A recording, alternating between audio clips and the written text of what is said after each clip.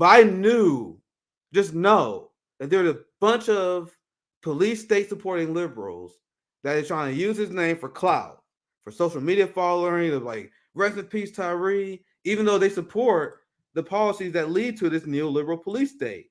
Now, I'm gonna show you guys the worst example of this. I'm not gonna nitpick people too much, but I saw this and I was absolutely enraged. Enraged. President Biden just called Tyrese Nicole's parents. He talked to them for more than 10 minutes. He actually tattooed my name on his arm, his mom told Biden. That's what you do. Oh, actually, they were just reading. I'll just play the video. It's really hard to watch because it's so unbelievable. Yeah, it's cringe. It's so. Go ahead. I can't believe these people are just. They will co-op and attempt to co-op everything, and then you got these black clowns that'll just go ahead and co-sign for it. Yeah, go ahead and co-sign for it instead of saying like, "Hey, man, like there is no line." You know what I mean? There's no line of integrity for these. They have no decency. These people have there's no decency. And then people want us to be submissive and just accept it. This shit right here is why I talk about Joe Biden the same way you hear brunch liberals talk about Donald Trump. Same thing, the same level of enemy and urgency to defeat to me.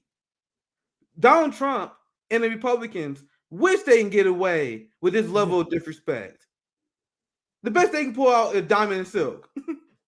The best thing, may get Candace Owens out there every once in a while, but they use the family of the people who just died to get political capital to fund our oppressors more. So let's play this video. I'm gonna get a reaction because I know you're probably gonna spoil this.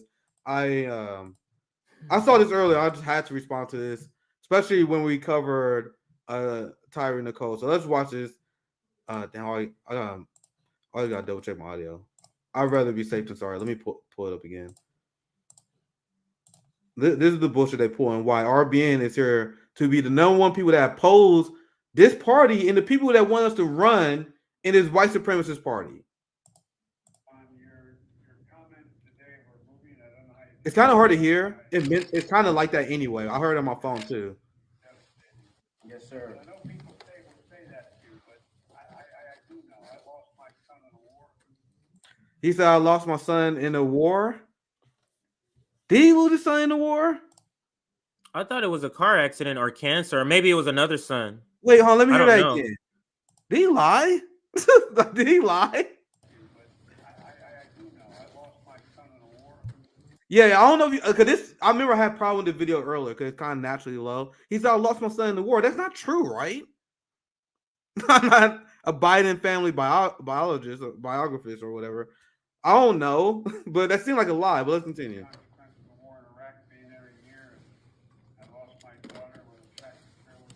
Pretty much he's talking about his family laws.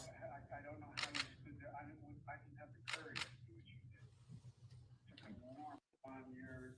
did. The difference is that you are the member of the ruling class that is directly responsible for the death of their family. And I want to say this out straight up. I do not blame these people at all, obviously. No, not at all. Imagine this happened. You looking for anyone to reach out. Like, you want to talk to anyone. So obviously that my intentions was clear.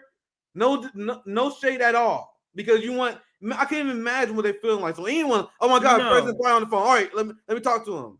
So, no, let me tell you, if somebody I knew died and I was in this situation, I absolutely, because you want any attention to your loved one. It doesn't matter. It's not Biden why they're doing that. You get what I'm saying? They didn't say, hey, let me just have a conversation with Biden. It's because of their son. They're just trying to bring attention to their son in any kind of way that this is a terrible thing.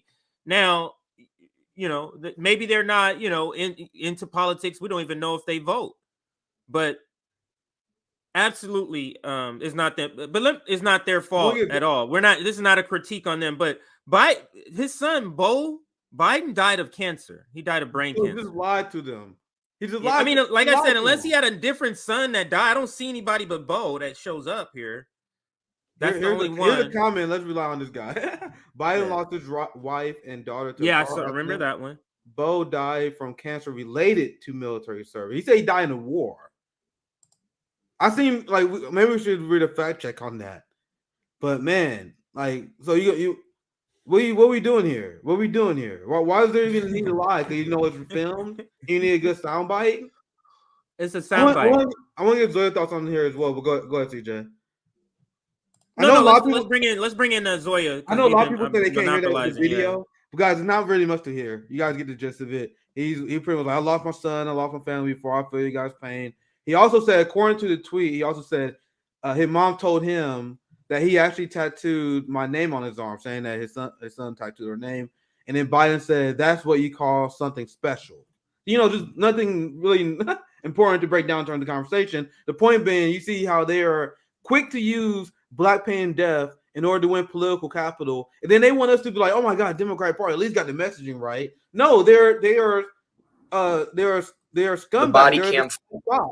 They're the fox that Malcolm X warned us about to be afraid of. But go ahead, CJ. Actually, I want to get Zoya if you want to have any. Yeah, let Zoya chime in and then we'll get to the video here. And what's dangerous, they also use this to pacify us, because having them on, it makes it seem like something's being done, like somebody cares. And it made me think back to when we had the LA riots here and Rodney King came out on TV. Rodney King, for those who don't know, was brutalized by police and it was videotaped. And that's how we ended up with the LA riots, when the cops weren't implicated in wrongdoing. So then he came out on TV and he was saying, you know, can't we all just get along? Because there's pressure on people. Like, if you don't come out and make a statement, then you're going to be responsible for uprising and violence. Well said, Zoya. Absolutely. And, Let's and just for Aaron and CJ, I want that would be a good clip. Cause I want to expose like Biden uses this death for political capital, something like that. That'd be a good short clip. But anyway, CJ, go ahead. I'll pass it to you. Yeah, Aaron. Yeah. Aaron, and let's listen. Let's listen here. It's a 1 minute clip. Midwestern Mars. Yeah. It's a short clip. I was wanting to describe it without giving it away. So let's just say it's a short clip about the subject.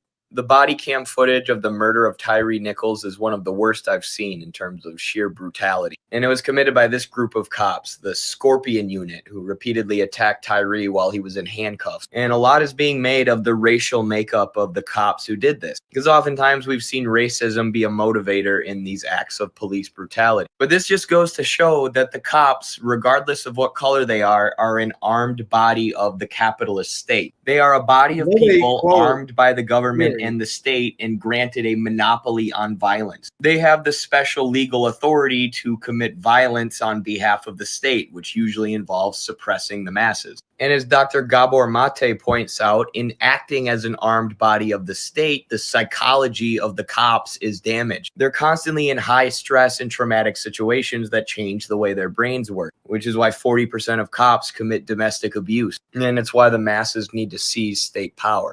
The body cam footage of the murder of Tyree Nichols. Shout out to Midwestern Marks. Very great channel. And I love how they constantly quote theory as well to explain the thought process. And I had a conversation with Q, Anthony, and Minnie as well.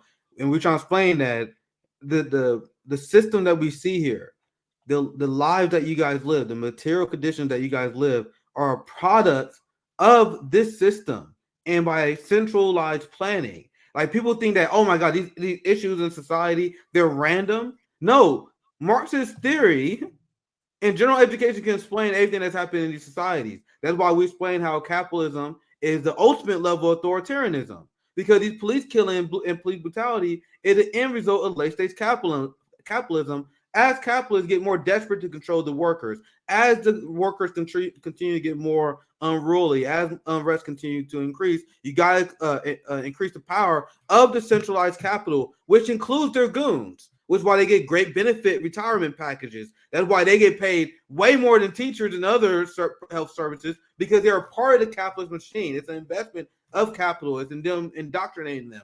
That's why if there's any protest, guess who's going to be there to demand you guys stop holding the ruling class accountable? The police, because they serve capital.